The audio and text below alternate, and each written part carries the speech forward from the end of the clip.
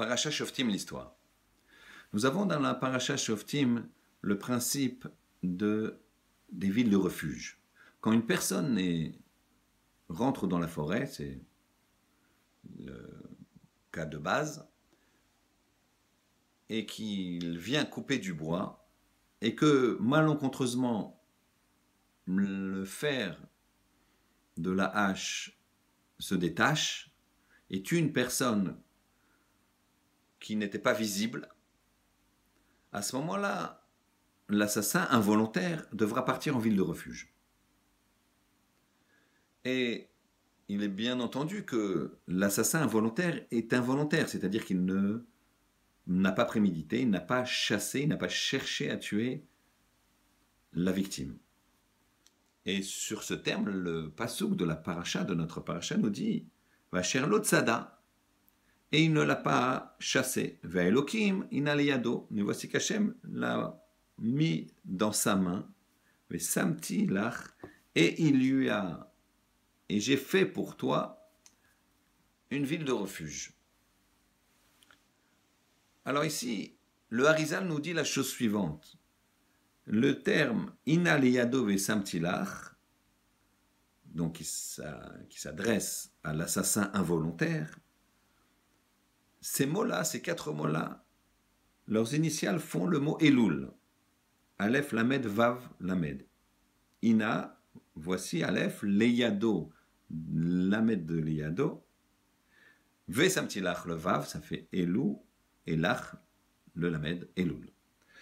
Le Harizal nous dit, c'est pour te dire que c'est un mois propice, Elul, à faire tchouva sur tout type de fautes.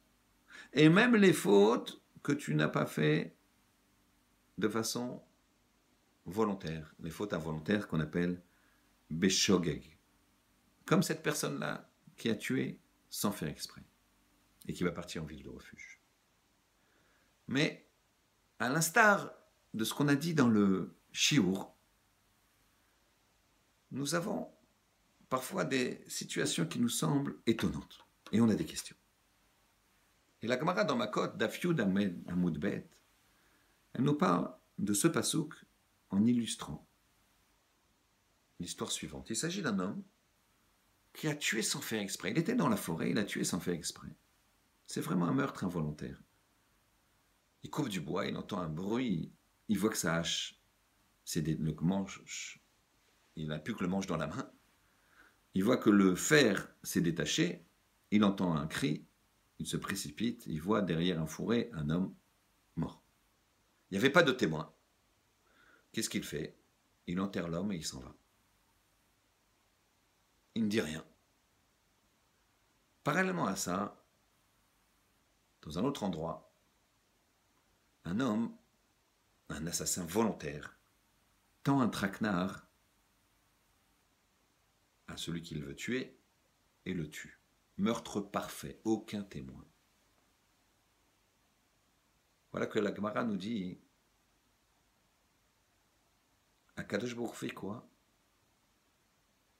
Il va faire en sorte que la justice soit établie. L'assassin involontaire est dans une auberge et descend l'escalier.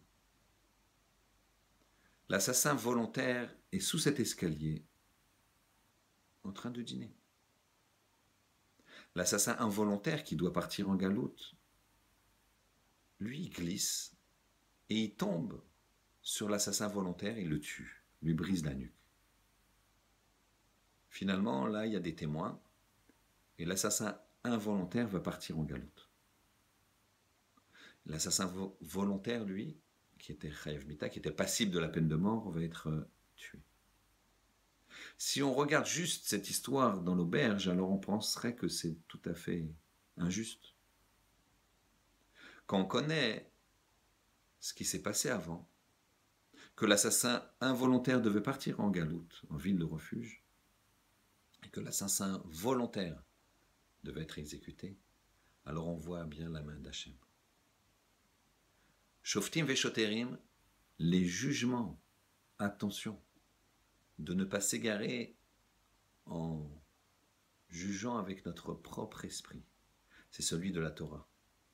Et après, quand tu es bloqué même par la Torah, tu sais plus, tu comprends pas pourquoi. Elle te dit des choses qui te semblent assez incroyables, comme Edim Zomemim qu'on a vu dans le Shiur. Eh bien, c'est comme ça.